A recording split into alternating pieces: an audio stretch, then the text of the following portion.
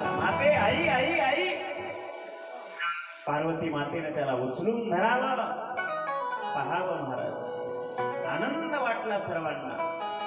आणि या ठिकाणी गजानन महाराज प्रगट झाले. बोले गजानन महाराज की. त्यांचं नाव ठेवलं गणेश. ज्यांचं मुख कशाचं आहे? गजाचं आहे. तो गजानन. गजानन नाव पेडलं. सगळ्या देवी देवतांनी आशीर्वाद दिला महाराज. देवतांच्या कोणत्याच शस्त्रास्त्राने गजाननांचं अहित होणार नाही.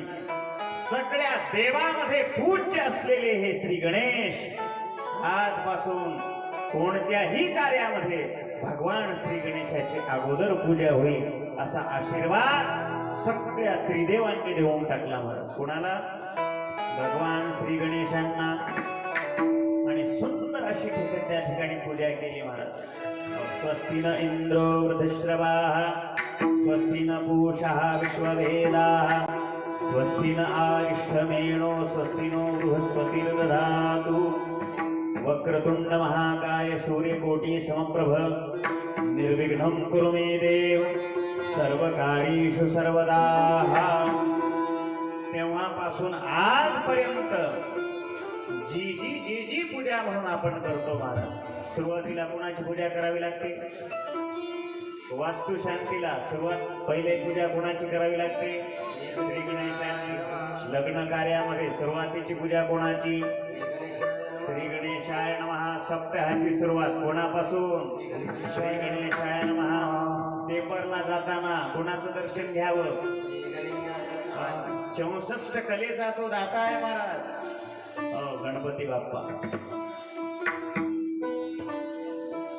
आणि तशा जर गणपती पुढे बसून आमचे तरुण मंडळी पत्ते जर खेळत असतील, खेळतात काही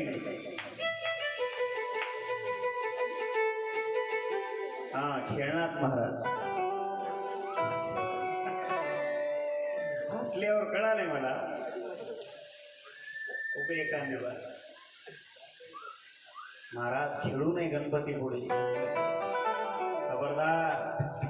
त्या किल्लारीला आमच्या माहित आहे का तुम्हाला? असंच झालं. भूकंप झाला महाराज. भूकंप. इकडं झटका बसला असेल थोडा तवाचा. थोडा. महाराज तो श्री गणेश आहे. केलं तर कल्याणच करून टाकतंय एखाद्याचं. आणि जर त्याच्या मनात आलं, त्यानं जर वक्रदृष्टी केली